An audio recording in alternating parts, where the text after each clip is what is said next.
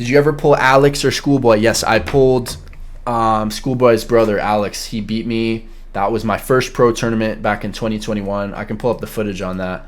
That was Hawthorne, Nevada, 2021. I did get a couple wins on the left there. That was me like a year and a half into the sport. So super new to the sport. Here's my first tournament right here. I'm going to mute the audio so I can talk over it. You guys can hear it.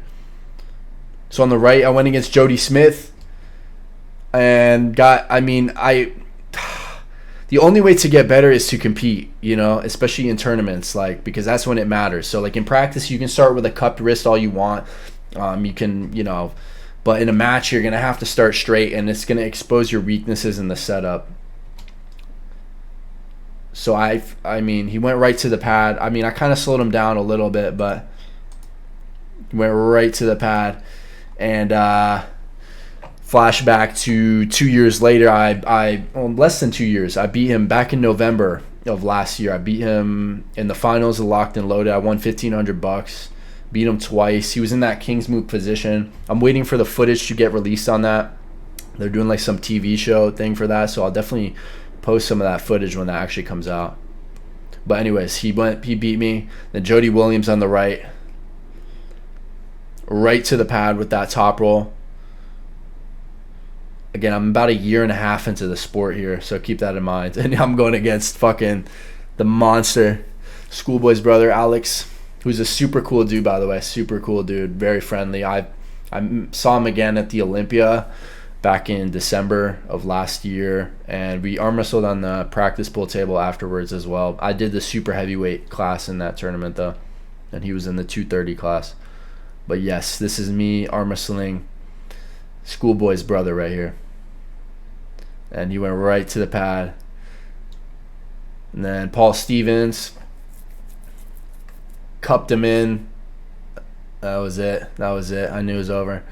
Jody Williams on the left. I knew he was explosive. He hit me right to the pad on the right. My left is a little bit better in terms of pronation. So kind of stopped him with a hook and pronation. Then he's getting in an ugly position, kind of side pressuring to the side. But I just shook my head. I knew that was mine to win there once I contained that hit of his.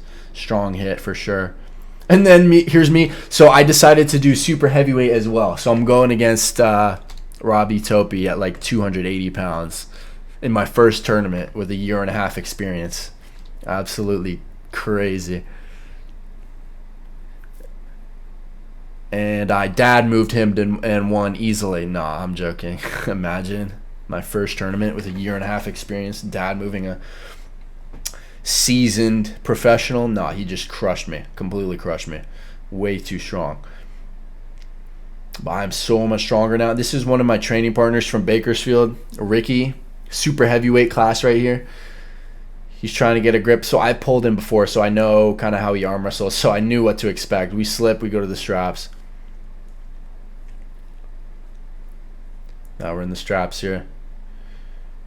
I kind of defensively top rolled to get into his hand. He has a short forearm, so I knew he was going to give a lot of side pressure at the start. So I defensively hit into his hand. Got the win there. Then I beat that dude. I think he just laid down. Then here's Abo. He's like one of the top guys in California. But he just contained my hit and then right to the pad. Just too much pressure. But you can see the start of a top roll there. Then I transitioned to the hook. But, oh, man.